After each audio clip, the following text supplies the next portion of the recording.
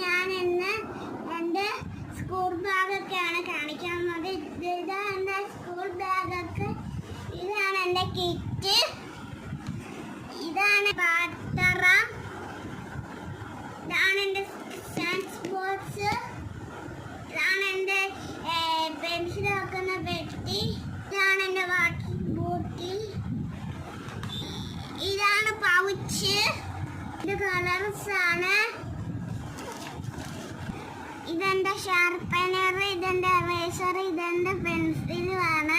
ഇതെന്റെ തലയിൽ കെട്ടുന്ന ബണ്ണാണ്. ഇതാണ് എൻ്റെ ഷൂസ്. എനിക്ക് ഇഷ്ടപ്പെട്ട കിറ്റാണ് ഇത്.